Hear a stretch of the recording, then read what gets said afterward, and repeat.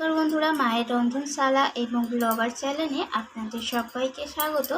তো আমি প্রতিদিনের মতো আজকেও আবারও একটা রেসিপি নিয়ে এখানে হাজির হলাম।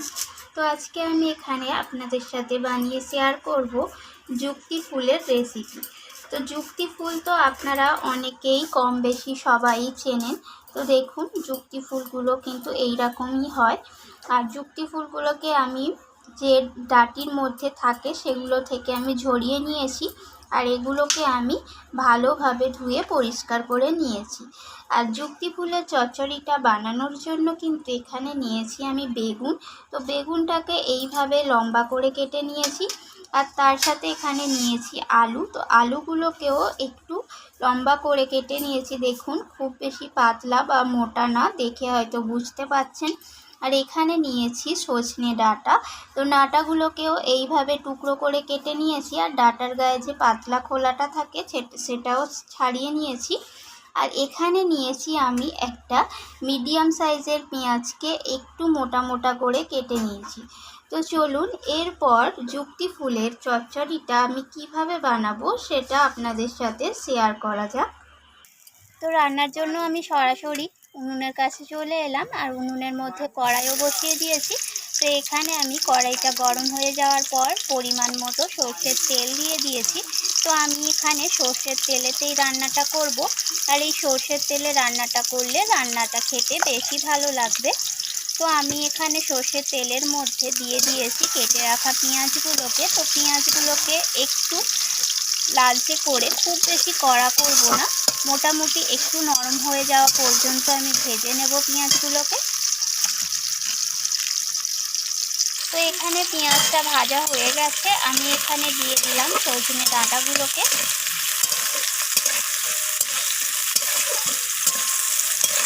তো ডাঁটাগুলোকে কিন্তু পেঁয়াজের সাথে একটু নাড়াচাড়া করে ভাজা করে নিচ্ছি। এবার আমি এখানে দিয়ে দিলাম কেটে রাখা আলুগুলো। তো ডাঁটাগুলো দেখতেই পাচ্ছেন একটু হালকা ভাজা মতো হয়ে গেছে, তারপরেই আমি দিলাম আলুটা। তো আলুটাকেও ভেজে নেব একদম হালকা করে। তো দেখুন, আলুটাও হালকা লালচে মতো করে ভাজা হয়ে গেছে। এখন আমি এর মধ্যে দিয়ে দেবো বেগুনগুলো। তো বেগুনটা আমি লাস্টে দিলাম, তার কারণ বেগুন রান্না হতে বেশি সময় লাগে না। তো প্রথমে দিয়ে দিলে বেগুনটা একেবারে গলে যেতে, সেই কারণে আমি লাস্টে বেগুনটা দিলাম। দিয়ে আমি আবারও নাড়াচাড়া করে নিচ্ছি। এবার আমি দিয়ে দেব এখানে প্রয়োজন মতো হলুদ গুঁড়ো। এবার আমি দিয়ে দেব একদম সামান্য পরিমাণ লাল লঙ্কার গুঁড়ো। যেহেতু যুক্তি ফুলের তরকারি খুব বেশি ঝাল হয় না, সেই রকম বুঝেই লঙ্কাটা এখানে দিতে হবে। আর দিয়ে দিলাম এখানে জিরে গুঁড়ো। তো সমস্ত কিছু মশলা এইভাবে নাড়াচাড়া করে আমি কষিয়ে নিচ্ছি সবজির সাথে। এখন আমি দিয়ে দেব এখানে হাফ চামচের মতো আদা বাটা।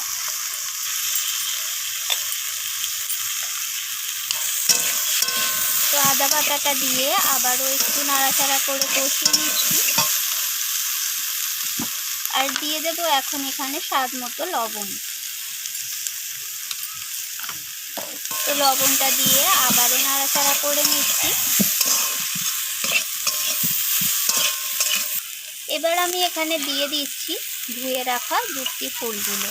তো এখানে আমি আমার প্রয়োজন মতো যুক্তি ফুল নিয়ে নিয়েছি। তো আপনারা যতটা রান্না করবেন সেই অনুযায়ী যুক্তি ফুলটা নিয়ে নেবেন। তো যুক্তি ফুলটাকেও আমি সব কিছুর সাথে এইভাবে নাড়াচাড়া করে নিচ্ছি। আর দিয়ে দেবো একটু সামান্য সর্ষের তেল, কারণ এখানে তেলটা কম মনে হচ্ছিল। তো তেলটা দেওয়ার পর আবারও নাড়াচাড়া করে আমি কষিয়ে নিচ্ছি। তো দেখুন, এখানে কষানো হয়ে গেছে। আমি মিনিট 6-এর মতো এখানে কষিয়ে নিয়েছি, আর সব কিছু একদম মজে গেছে। তো এখানে কিন্তু একটা যুক্তি ফুলের সুন্দর স্মেল বেরোচ্ছে। তো এখন আমি এখানে প্রয়োজন মতো জল দিয়ে দেবো। যতটুকু জলে আমার সব কিছু সবজি সিদ্ধ হওয়া প্রয়োজন, সেই অনুযায়ী আমি জলটা এখানে দিয়ে দিচ্ছি। এখন আমি এটাকে ঢাকা দিয়ে রান্না করে নেব।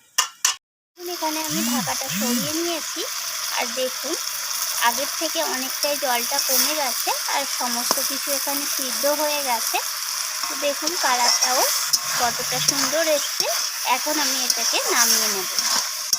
দেখুন এখানে তৈরি হয়ে গেল সজনে ডাঁটা আলু বেগুন দিয়ে যুক্তি ফুলের চচ্চড়ি। তো দেখুন তরকারির কালারটা কত দারুণ এসছে। আর এরকম যদি একটা তরকারি ভাতের প্রথম পাতে যদি থাকে, এটা দিয়ে কিন্তু সমস্ত ভাতটা খাওয়া হয়ে যায়। তো রান্নাটি কেমন লাগলেও অবশ্যই আমাকে জানাবেন, আর ভালো লাগলে লাইক শেয়ার করতে তো ভুলবেন না। আর আমার চ্যানেলটিকে সাবস্ক্রাইব করার অনুরোধ রইল। তো আমি আবারও ফিরে আসবো অন্য কোনো রেসিপি নিয়ে। আজকের মতো এইটুকু। ধন্যবাদ বন্ধুরা।